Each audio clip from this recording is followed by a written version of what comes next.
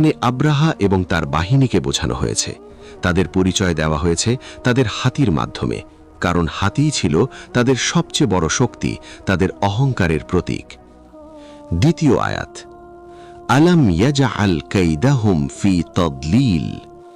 এই আয়াতের অর্থ হল, তিনি কি তাদের ষড়যন্ত্র ভণ্ডুল করে দেননি? এখানে কায়েদ শব্দ ব্যবহৃত হয়েছে। কায়েদ মানে ষড়যন্ত্র, গভীর পরিকল্পনা, চক্রান্ত। আব্রাহার পরিকল্পনা ছিল অত্যন্ত সুচিন্তিত। তিনি বছরের পর বছর ধরে প্রস্তুতি নিয়েছিলেন, বিশাল সেনাবাহিনী গড়ে তুলেছিলেন, হাতি সংগ্রহ করেছিলেন, রসদ জমা করেছিলেন, পথ মানচিত্র তৈরি করেছিলেন। সবকিছু ছিল নিখুঁত। কিন্তু তদলিল শব্দের অর্থ হল বিনষ্ট করা, ব্যর্থ করে দেওয়া, নষ্ট করে দেওয়া। আল্লাহ তাআলা তাদের এই পুরো পরিকল্পনা মুহূর্তে নষ্ট করে দিলেন। যত বড় পরিকল্পনাই হোক, আল্লাহ যদি না চান তাহলে সেটা সফল হয় না। কোরআনের অন্যত্র আল্লাহ বলেছেন, ওয়া মাকারু ওয়া মাকারাল্লাহ ওয়াল্লাহু খায়রুল মাকিরিন। তারা ষড়যন্ত্র করল এবং আল্লাহ কৌশল করলেন, আর আল্লাহই সর্বশ্রেষ্ঠ কৌশলী। তৃতীয় আয়াত, ওয়া আরসালা আলাইহিম তায়রান আবাবিল। এই আয়াতের অর্থ হল, এবং তিনি তাদের বিরুদ্ধে পাঠালেন ঝাঁকে ঝাঁকে পাখি। এখানে আরসালা শব্দ ব্যবহৃত হয়েছে, যার অর্থ পাঠানো। আল্লাহ এই পাখিদের পাঠিয়েছিলেন। এগুলো এমনি এমনি আসেনি, এটা কোনো দুর্ঘটনা ছিল না। এটা ছিল আল্লাহর সরাসরি হস্তক্ষেপ, তার সরাসরি আদেশ। যেভাবে কোনো রাজা তার সেনাবাহিনী পাঠান শত্রুদের বিরুদ্ধে, ঠিক সেভাবে আল্লাহ তাআলা এই পাখিদের পাঠিয়েছিলেন আব্রাহার বাহিনীর বিরুদ্ধে। তয়রন শব্দের অর্থ পাখি। এখানে একবচন ব্যবহৃত হয়েছে, কিন্তু এর দ্বারা সমষ্টিগত পাখি বোঝানো হয়েছে। আরবি ভাষায় এটা একটা সাধারণ নিয়ম যে একবচন দিয়ে বহুবচন বোঝানো হয় যখন সেটা একটা সমষ্টিকে নির্দেশ করে। আবাবিল শব্দ নিয়ে মুফাসসিরগণ বিভিন্ন মত দিয়েছেন। কেউ কেউ বলেছেন এটা পাখির একটা প্রজাতির নাম। কেউ বলেছেন এর অর্থ হলো ঝাঁকে ঝাঁকে, দলে দলে। কেউ বলেছেন এর অর্থ হলো বিভিন্ন দিক থেকে আগত।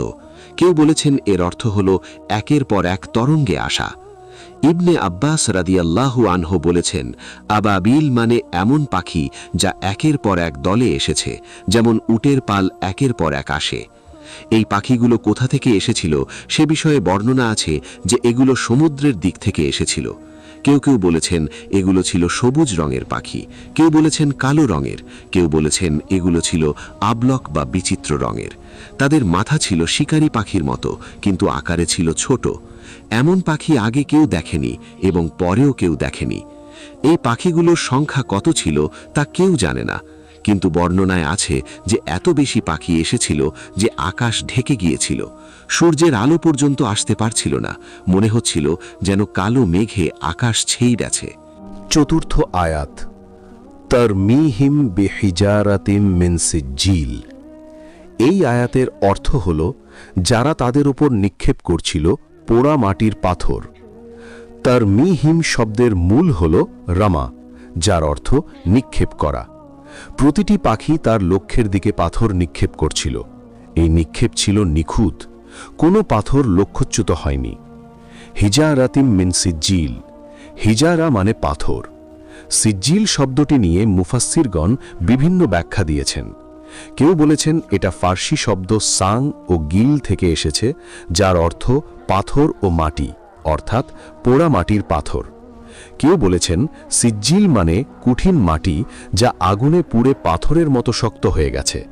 কেউ বলেছেন এটা জাহান্নামের পাথর। এই পাথরগুলো ছিল ছোট, ছোলার দানার মতো বা মুসুর ডালের মতো আকারের, কিন্তু এগুলোর শক্তি ছিল অকল্পনীয়। প্রতিটি পাথর যখন কোনো সৈন্যের গায়ে পড়ত, সেটা তার শরীর ভেদ করে বেরিয়ে যেত। লোহার বর্ম, তামার শিরস্ত্রাণ, কোনো কিছুই এই পাথরকে ঠেকাতে পারত না। কেউ কেউ বলেছেন প্রতিটি পাথরে সেই সৈন্যের নাম লেখা ছিল যাকে সেটা আঘাত করবে। এটা ছিল আল্লাহর পক্ষ থেকে নির্দেশিত ক্ষেপণাস্ত্র। আজকের যুগে আমরা গাইডেড মিসাইলের কথা শুনি, যা তার লক্ষ্য খুঁজে নেয়। সেই যুগে আল্লাহ তাআলা এমন অস্ত্র পাঠিয়েছিলেন যা তার লক্ষ্য কখনো মিস করেনি। ইকরিমা রাদিয়াল্লাহু আনহু বলেছেন, প্রথম পাথরের আঘাতে তাদের শরীরে বসন্ত রোগের মতো ফোস্কা দেখা দিত। তারপর তাদের মাংস খসে পড়তে শুরু করত। পঞ্চম আয়াত, ফাজা আলাহুম কা আসফিম মাকুল। এই আয়াতের অর্থ হল, অতঃপর তিনি তাদের করে দিলেন চিবানো খড়কুটার মতো। এটা হল এই সূরার সবচেয়ে শক্তিশালী উপমা। আসফ শব্দের অর্থ